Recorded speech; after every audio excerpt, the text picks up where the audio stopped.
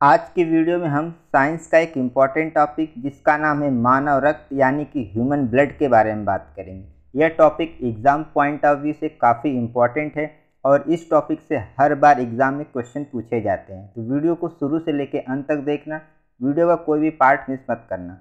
पहले हम इस टॉपिक को अच्छे से डिटेल में समझेंगे, फिर इस टॉपिक के ऊपर MCQ वाले क्वेश्चन को सॉल्व करेंगे ताकि हमें अंदाज़ा लग जाए कि इस टॉपिक के ऊपर एग्ज़ाम में किस तरीके के क्वेश्चन पूछे जाते हैं। यह वीडियो देखने के बाद मानव रक्त के ऊपर जितने भी क्वेश्चन एग्ज़ाम में पूछे जाते हैं उन सभी को आप सॉल्व कर पाएंगे। तो चलिए शुरू करते हैं। ह्यूमन ब्लड को बेसिकली दो पार्ट में डिवाइड किया गया। पहला पार्ट है प्लाज्मा, जो कि लिक्विड फॉर्म में ब्लड में प्रेजेंट होता है। दूसरा पार्ट है ब्लड सेल, जो कि सॉलिड फॉर्म में ब्लड में प्रेजेंट होता है। अगर हम प्लाज्मा की बात करें तो प्लाज्मा 55% तक ब्लड में पाया जाता है। प्लाज्मा के अंदर 90% पानी और 10% अन्य पदार्थ लाइक प्रोटीन, सॉल्ट वगैरह पाए जाते हैं। अगर हम ब्लड सेल की बात करें तो ब्लड सेल 45% तक हमारे ब्लड में पाया जाता है। ब्लड सेल के 3 टाइप्स हैं, RBC, WBC और प्लेटलेट्स। ब्लड सेल में अगर सबसे ज़्यादा संख्या की बात करें तो RBC की संख्या सबसे ज़्यादा होती है, फिर प्लेटलेट्स की, फिर WBC की। इस फिगर को देखो जो बता रहा है कि ब्लड में प्लाज्मा, WBC, RBC और प्लेटलेट्स पाए जाते हैं और एग्ज़ाम में क्वेश्चन भी इन्हीं के ऊपर पूछे जाते हैं। तो सभी को हम लोग 1 बाय 1 करके डिटेल में अच्छे से समझेंगे। प्लाज्मा लिक्विड फॉर्म में हमारे ब्लड में प्रेजेंट होता है और यह 55% तक ब्लड में पाया जाता है। प्लाज्मा का रंग हल्का पीला होता है और इसका रंग पीला बिलिरुबिन के कारण होता है। प्लाज्मा की खोज चार्ल्स रिचर्ड ड्रू ने की थी। जब प्लाज्मा से फाइब्रिनोजेन को निकाल लिया जाता है तो बचे हुए भाग को सीरम कहते हैं। अगर हम प्लाज्मा थेरेपी की बात करें तो उसका नाम है कॉन्वालेसेंट प्लाज्मा थेरेपी, जिसे हम शॉर्ट फॉर्म में CPT भी कहते हैं। प्लाज्मा हमारे बॉडी के तापमान को मेंटेन करने का काम करता है। हमारी बॉडी पर चोट लगने पर, घाव लगने पर उस घाव को भरने का काम भी प्लाज्मा करता है। RBC 90% तक ब्लड सेल में पाया जाता है। RBC सॉलिड फॉर्म में ब्लड में प्रेजेंट होता है। RBC का साइंटिफिक नेम इरिथ्रोसाइट है। इसकी खोज एंटनी लियोन हुक ने की थी। RBC का निर्माण बोन मैरो यानी कि अस्थि मज्जा में होता है। RBC की मृत्यु स्प्लीन यानी कि प्लीहा में होती है। प्लीहा को RBC का कब्रिस्तान भी कहते हैं। जब ब्लड से RBC को निकाल लिया जाता है तो बचे हुए भाग को प्लाज्मा कहते हैं। RBC का लाइफ साइकिल 120 दिन का होता है। RBC की कमी से अनीमिया रोग होता है जिसे अरक्तता भी कहते हैं। RBC की कमी से पीलिया रोग होता है जिसे जॉन्डिस भी कहते हैं। RBC की काउंटिंग हीमोसाइटोमीटर से की जाती है। कुछ चीज़ें और याद रखो RBC के बारे में। RBC का रंग लाल हीमोग्लोबिन के कारण होता है और हीमोग्लोबिन एक प्रोटीन है। जब हम पहाड़ पे चढ़ रहे होते हैं तो RBC बढ़ जाता है और जब हम सो रहे होते हैं तो RBC घट जाता है। ये सारे पॉइंट्स अपने आप में एक क्वेश्चन है। अगर आपको ये सारे पॉइंट्स याद रहते हैं तो इस टॉपिक से एक भी क्वेश्चन आपके नहीं छूटेंगे। WBC सॉलिड फॉर्म में ब्लड में प्रेजेंट होती है।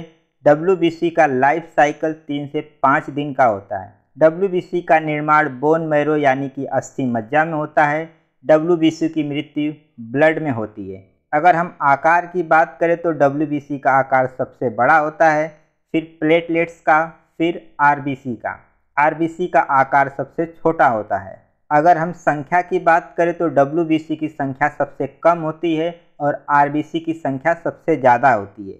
जब WBC बढ़ जाता है तो उससे होने वाले रोग को ल्यूकेमिया कहते हैं और जब WBC घट जाता है तो उससे होने वाले रोग को ल्यूकोपीनिया कहते हैं। WBC बेसिकली 5 टाइप्स के पाए जाते हैं। पहला है मोनोसाइट्स, दूसरा है लिम्फोसाइट्स, तीसरा है न्यूट्रोफिल्स, चौथा है बेजोफिल्स, पांचवा है इजनोफिल्स। मोनोसाइट्स सबसे बड़ी WBC है। लिम्फोसाइट्स सबसे छोटी WBC है। न्यूट्रोफिल्स की संख्या सबसे ज़्यादा है और ये बैक्टीरिया से बचाती है। बेजोफिल्स की संख्या सबसे कम है और ये एलर्जी से बचाती है। प्लेटलेट्स को हिंदी में बिम्बाणु कहते हैं।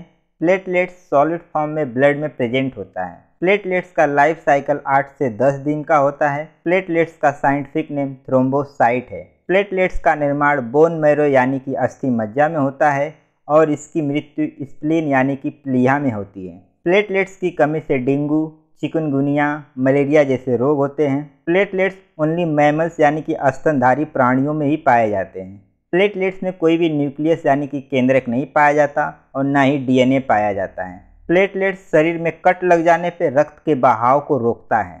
ये सारी बातें आपको प्लेटलेट्स के बारे में याद होनी चाहिए। ब्लड का पीएच वैल्यू 7.4 होता है। पीएच यानी कि potential of hydrogen. Blood purification यानी कि रक्त शुद्धिकरण के प्रोसेस को डायलिसिस कहते हैं और हमारी बॉडी में ब्लड प्यूरिफिकेशन का काम लंग्स यानी फेफड़ा करता है। हमारी बॉडी में ब्लड को फिल्टर करने का काम किडनी करती है। हमारी बॉडी में ब्लड का निर्माण बोन मैरो यानी कि अस्थि मज्जा में होता है। हमारे अस्थि मज्जा में जो ब्लड बनता है वो हीमेटोपोइटिक नामक टिश्यू बनाता है। हमारे शरीर में दौड़ रहे खून को हिपरीन जमने नहीं देता और हिपरीन का निर्माण लीवर यानी कि यकृत में होता है। हमारे शरीर का कॉर्निया एक ऐसा भाग है जहाँ पर ब्लड नहीं पाया जाता और कॉर्निया हमारी आँख का एक हिस्सा है। ब्लड ग्रुप 4 टाइप्स के पाए जाते हैं। O group, A group, B group, AB group. O group वाला व्यक्ति सभी ग्रुप वाले व्यक्ति को ब्लड दे सकता है, जैसे कि फिगर नंबर 1 में देखो। ओ ग्रुप वाला व्यक्ति ए वाले को दे सकता है, बी वाले को दे सकता है, AB वाले को दे सकता है। उसी प्रकार AB ग्रुप वाला व्यक्ति सभी से ब्लड ले सकता है, ए से ले सकता है, बी से ले सकता है, ओ से ले सकता है। इसलिए ओ ग्रुप वाले व्यक्ति को यूनिवर्सल डोनर कहते हैं क्योंकि ये सभी को ब्लड दे सकता है और इसलिए AB ग्रुप वाले व्यक्ति को यूनिवर्सल एक्सेप्टर कहते हैं क्योंकि ये सभी से ब्लड ले सकता है। अगर मोर प्रिसाइजली बात करें तो O निगेटिव को यूनिवर्सल डोनर कहते हैं और मोर प्रिसाइजली बात करें तो AB पॉजिटिव को यूनिवर्सल एक्सेप्टर कहते हैं। ग्रुप AB में कोई भी एंटीबॉडी नहीं पाया जाता, उसी प्रकार ग्रुप O में कोई भी एंटीजन नहीं पाया जाता। उसी प्रकार ए ग्रुप वाला व्यक्ति सिर्फ ए ग्रुप वाले व्यक्ति को ब्लड दे सकता है और ए ग्रुप वाले व्यक्ति से ब्लड ले सकता है। उसी प्रकार बी ग्रुप वाला व्यक्ति सिर्फ बी ग्रुप वाले व्यक्ति को ब्लड दे सकता है और बी ग्रुप वाले व्यक्ति से ब्लड ले सकता है। अगर ब्लड ग्रुप की बात करें तो ब्लड ग्रुप की खोज कार्ल लैंडस्टीनियर ने की थी और ब्लड ग्रुप को एबियो सिस्टम भी कहते हैं। अब सवाल यह आता है कि एंटीजन और एंटीबॉडी होते क्या हैं और इनमें फ़र्क क्या है। एंटीबॉडी एक प्रोटीन होता है जबकि एंटीजन प्रोटीन के अलावा कार्बोहाइड्रेट, लिपिड, न्यूक्लिक एसिड भी हो सकता है। एंटीजन शरीर में बीमारियां फैलाता है जबकि एंटीबॉडी एंटीजन को समाप्त करके शरीर की रोगों से सुरक्षा करता है।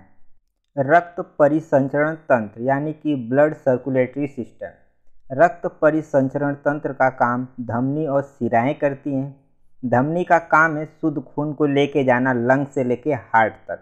इसमें एक अपवाद है कि पल्मोनरी जो धमनी है अशुद्ध रक्त लेके जाती है ऑर्गन से लंग्स तक। उसी प्रकार शिराएं हैं अशुद्ध खून लेके जाती हैं ऑर्गन से लेके लंग्स तक। इसमें एक और अपवाद है कि पल्मोनरी जो शिरा है वो शुद्ध रक्त लेके जाती है लंग से हार्ट तक। आई होप आपको वीडियो पसंद आया होगा। वीडियो पसंद आया हो तो लाइक, शेयर और चैनल को सब्सक्राइब कर लीजिए। मिलते हैं नेक्स्ट वीडियो में, तब तक के बाय बाय।